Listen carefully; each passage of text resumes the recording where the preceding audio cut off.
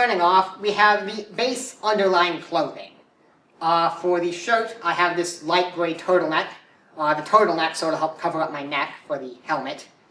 And then for the pants, I have these dark gray cargo pants, which provide a lot of pockets.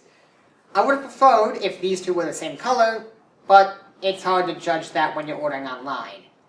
Also, I have some Velcro attached, like on the upper arm of my turtleneck, and then on the knees for my cargo pants.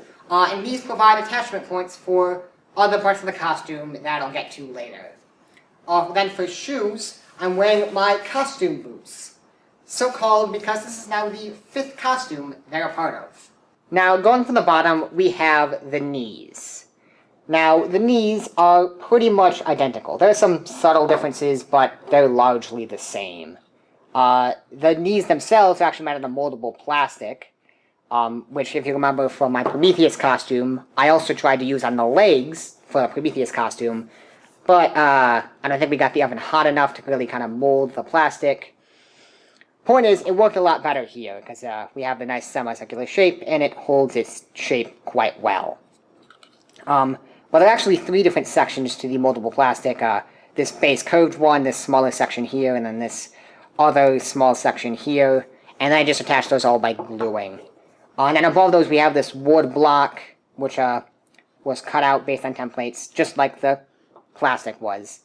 And then I have these dowel rods and PVC piping that I just kind of glued into holes made in the wood to form the knee darts. Why Boba Fett has knee darts, I don't know, but he does, so here they are. And then as for painting, you can see we have the nice silver paint forming the kind of underlaying metal, and then we have the yellow actual paint on top of the metal, which is worn away, and you can see like the dry brushing here is... because yeah, his armor is not in the best shape. Now you also notice these kind of specks of black along here, and that's from actually the underlying moldable plastic the entire thing is based on, where the entire paint is just chipped away. I would fix it, but then I realized, no, Boba Fett's whole armor isn't in great shape, so it's just one of the features. And then to attach it, I have these couple sections of Velcro, which attach the corresponding Velcro on the cargo pants, and then this strap made out of a belt, which kind of goes around my knee. Now, when I put it on, it doesn't seem like it'll stay that well, but when I do the oh-so-rigorous shaking my knee test, it holds, so I trust them. And then moving up, we have the first belt, assuming you don't count the one I need to hold the cargo pants. And for this, it's just kind of, well, it's more of a sash, I guess. But it's based on this kind of red length of fabric, which then onto it I glued sections of cut-out cargo shorts to kind of form the pockets to, put stuff in. And then to attach it around my waist, I just have these sections of industrial strength Velcro, because I apparently really did not want it coming off. Yeah, it's not necessarily a whole lot to this one, but there we have the sash. Alright, and then we have the other belt, and this is actually more of a belt thing. Although, unlike the sash, these aren't actual pockets. In fact, this whole thing is just some rubbery material. I actually stole it from my Jango Fett costume that was bought several years ago. And I just figured, hey, canon-wise, they're probably the same belts, so why not reuse it for my costume? But yeah, that's the second belt. But now moving to the hands, we have the gloves. And unlike the knees, which have subtle differences, these actually are identical, or at least should be. And these are just made out of work gloves, which I then glued sections of an old cut-up sock onto. Nothing too high-tech, but fits the color palette. And now just above the gloves, we have the gauntlets. And I'm actually going to look at these one at a time. So starting with the left, we have the left gauntlet. And it's mostly cardboard, but it's actually based on a vase, which was secured with pieces of belt and Velcro. So I kind of like undo that, stick my arm in, and then reattach it to kind of keep it secure. But the rest of it then is based on cardboard. So I found templates online, then I've cut and folded the cardboard as needed, and then I've glued it all onto the vase to form a cool and rather intricate, if I say so myself, layout. And then I did attach mechanical like buttons and switches here, so you can kind of actually press them and flick them. They don't officially do anything, but it kind of just flick the switches. And then this here is the flamethrower pack on the actual Boba Fett armor. So you can kind of press the buttons and flames will come out. Well, not actually, but you can only go so far. This here then is like the number pad, so you can like press the different buttons to activate different things, either on the gauntlet or for the armor itself. I'm not familiar enough with Boba's armor to know for sure. And then for the missile, it's just made out of rubber, PVC, and then shaped foam, which I glued all together and then painted. It's not an actual missile, but look, rocket propellant's hard to find, okay? Now going to the right gauntlet, it's the same basic setup. We have this vase that my arm goes in, which is secured by a belt and Velcro, and then glued onto that we have a bunch of cut and folded cardboard. And then here we have other switches, which I decided to use nuts and bolts for this time, for a reason. And then up here we have what are either small missiles or grappling hooks. I can't quite figure it out. I'm leaning towards grappling hooks, but it really could be either one.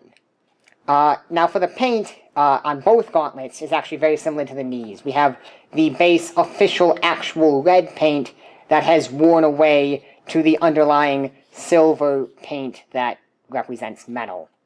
But then also on the end I have these rubber tubes that I painted white, which connect to something on the base armor that power something on the gauntlets.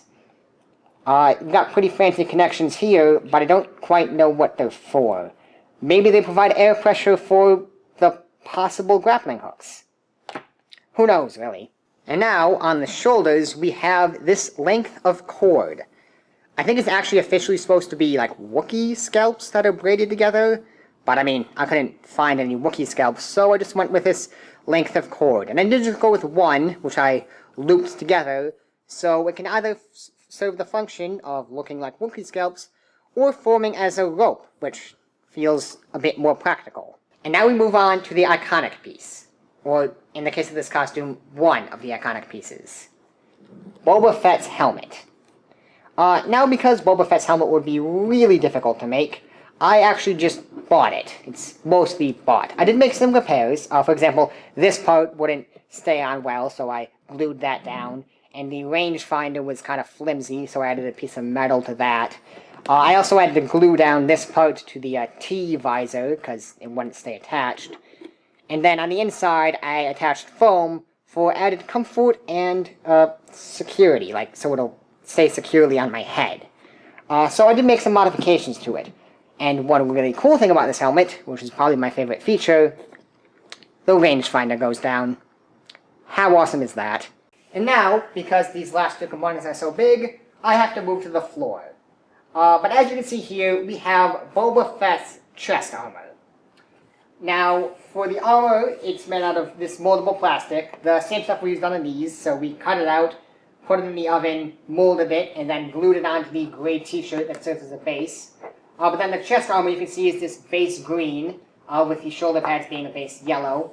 And then we have little bits of silver that's worn away and exposed the underlying metal. And then on the chest armor, we have basically yellow. I don't know why the yellow's there. I mean, it's on the actual Boba Fett costume, but I don't really know why, but I added it here as well. And then on the shoulder plates, we have this red. The red, I think, was supposed to be like rust, but quite frankly, I think it looks more like blood. Either way, I'm happy with it. We then also have these couple decals, which I just cut out of paper and pasted on, as well as then this little section here, his chest lights. I don't know what it does or what it indicates, but I actually really like that feature just kind of looking at it. But yeah, we've got the two shoulders, the two breastplates, the stomach plate, the cod piece, the sternum plate, and the collar plate. And then also attached to that, we have his cape, which is only attached to one shoulder, and then just kind of drapes down and forms this triangle. And it's just kind of this canvasy-like material, and as you can see, it's very tattered on the end, because Boba Fett takes horrible care of his armor. And then we have what is quite possibly the coolest part of this costume, the jetpack. So I'm going to start with the jetpack attachment device, and it's pretty much these straps that are glued together and have buckles on them. And so the buckle, this goes around my chest, and then these go around my shoulders, and then the jetpack itself attaches to here via these right here. And now moving on to the actual jetpack, we have the jetpack. We see the nozzles here, where the exhaust actually comes out of. We have what I'm guessing are the fuel tanks, where kind of the exhaust is, or the fuel is kind of taken and combusted and shot out. We have then this base fuel tank, which maybe it's like fuel and oxidizer or something, or the other way around. I don't know, I'm not familiar with these specifics and the inner workings of his jetpack. But yeah, it's really cool. I don't entirely know what it's all made out of. I know it's like some foam board and I think Pringles containers. And this is actually like sheets of metal. But my dad built it, so I'm not really sure to the specifics of it. And then of course on the top we have the missile. It's got to have a missile. Just aim that, shoot it off, and blow people up with it. And it's also got a really cool paint job. You'll notice it's not the standard green, red, of Boba Fett, but it's more the blue, kind of yellow, silver of Jango Fett. This is actually like Jango Fett color scheme more.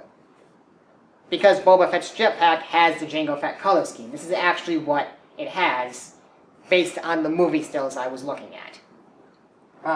But yeah, we're really cool. We see it's really worn away this time. Like, the whole costume kind of worn away, but there's a lot of wear on this. Plus, we got a cool blaster mug there. Just neat. But yeah, this whole thing, it's just really cool. And now, for the last part of my costume, we have the gun. Now, unfortunately, because my school is stupid, I cannot bring the fake gun to college. So I have to rely on pictures. Nevertheless, it still does look really cool. Now, my dad built this one as well, so I'm not terribly familiar with all the components, but I know that the scope on top is an actual real scope, like you can look through it and aim. So that's really cool. And then of course right beneath that we have the barrel and then the muzzle at the end. And then right behind that we have like the chamber where you actually, fire the bullets. And it's actually based off of a prop revolver, so you can like pull the trigger and the hammer will move, and that's really cool. And then of course, right beyond that we have the modified stock, so you can kind of put it up against your shoulder and aim. So yeah, it's all really cool. And then also, another feature is it can actually come apart into two separate components. Now this was more for storage reasons, but still a pretty neat feature, and I can certainly do things with that. Well yeah, here we have the entire costume put together. The boots, the knees, the gray cargo pants, the two belts, the turtleneck, the gloves, the gauntlets, the rope, the helmet, the chest armor, and the jetpack. I of course don't have my gun with me, because, again, the school is stupid, but still, all together, looks really cool. At least I think.